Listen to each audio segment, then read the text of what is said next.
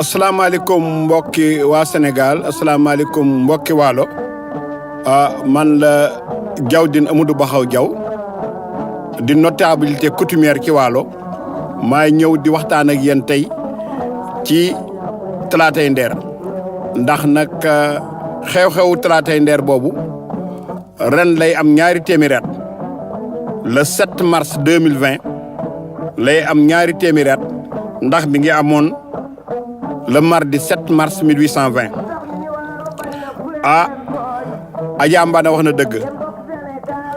waalo xamul caaxaan te waalo bañ na waaw waalo bañ na am na ñaari téeméeri at ba Linguère Fatim Yamar Xuriyaay àndeek Barke Lemba Lawbe Boo Njaay ak Seydaane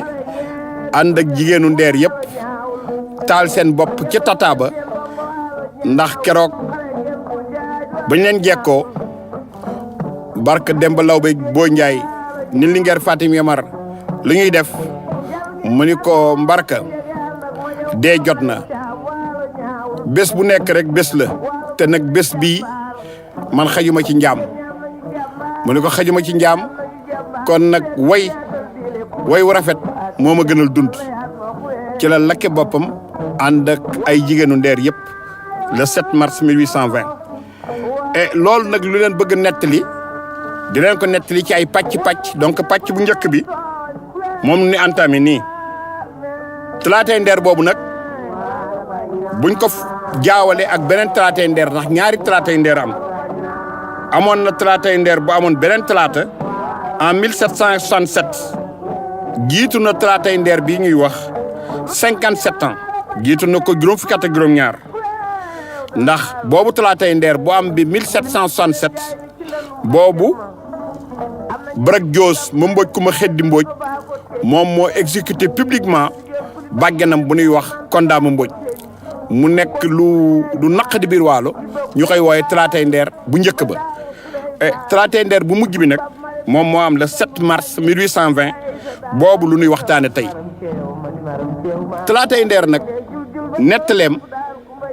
il faut que nga seet lan moo ko wund lu ko waral Talaatay Nder bi bu mu amee ñan ñoo ko seq ba Talaatay Nder bi amee ba pare yan conséquence la am ci waalo ak réew yu ko wur yi wante ñun bu ñu bëggee waxtaanee Talaatay Nder il faut que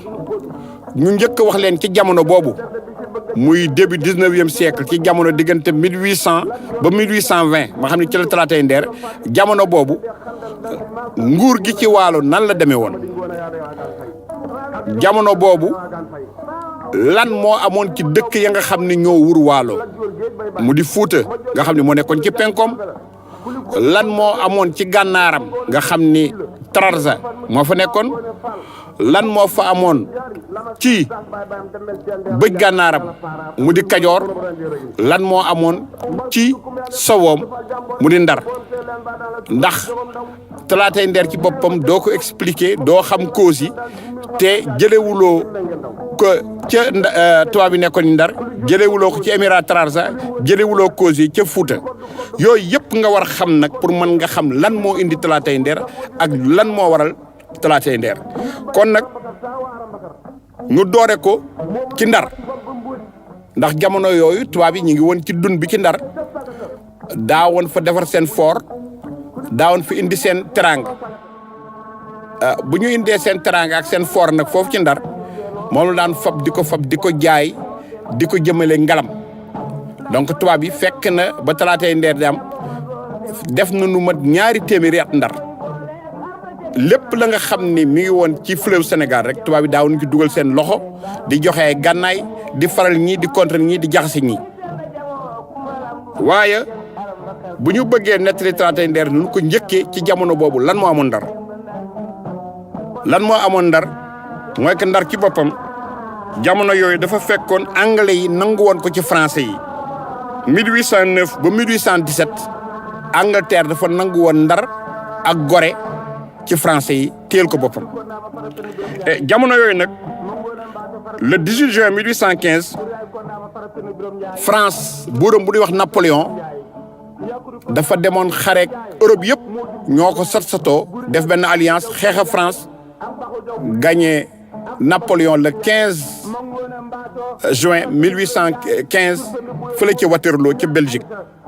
bu ñu fa gagné Napoléon nag mu mujj am benn traité de paix bu France signé ak Angleterre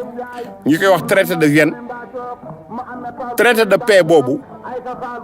Angleterre dafa wax France ni ko danaa la delloo Gorée ak Ndar bu ma nangu woon mais nag bii condition laa lay teg yow France bu ma la delloo Gorée ak Ndar da ngay bàyyi njaayum jaam ndax man Angleterre léegi njaayum jaam dama ko bëggutul dama bëgg bu boobaa nga seet leneen la ngay commerce ci Ndar ak Gorée mais njaayum jaam man Angleterre bëgguma ko dama koy abolir jamono yooyu nag Angleterre defu ko woon ndax laa biir ak am yërmande mais dafa fekkoon ni jamono yooyu Angleterre inventé machine am yooyu nag mu doon wut fu mu ko jaay ci àddina te machine yooyu pour mu jaay ko il faut que liggéey yu nit daawoon def machine mën na ko def léegi mu mën dindi jaam gi comme ça mën jaay machine am noonu la ko waxee France nag jël décision def benn convoi bu mag le 17 juin 1816 yónnee pour ñu récupérer colonie bi Sénégal bu ñu yónnee convoi bi am na lu mat gaal yi ñoo ci nekkoon ñi ngi jóge Nantes gaal gu ñuy wax Écho gaal gu ñuy wax la Loire gaal gu ñuy wax l'Argus ak gaal gu ñuy wax la Méduse gaal yooyu nag yëpp lu mat ñeenti téeméeri nit ci ñeenti téeméeri nit yooyu nag amoon na ku ñuy wax colonel Schmalz ak ay ingénieurs yu ñuy wax Richard mooy mujj jox turam Richard Toll ñoo ñëpp nag war ñëw Sénégal bu ñu waree ñëw Sénégal ministre bi ci boppam des colonies Baron Portal ni Schmalz dama lay yónni Sénégal te boo fa demee nga fexe ba wut ay suuf ya nga xam ni daan ca bay la nga xam ni ñun ñi ko doon jëndee Amérique ñu bay ko fa di ko indi France mu di rhum mu di suukar mu di xeme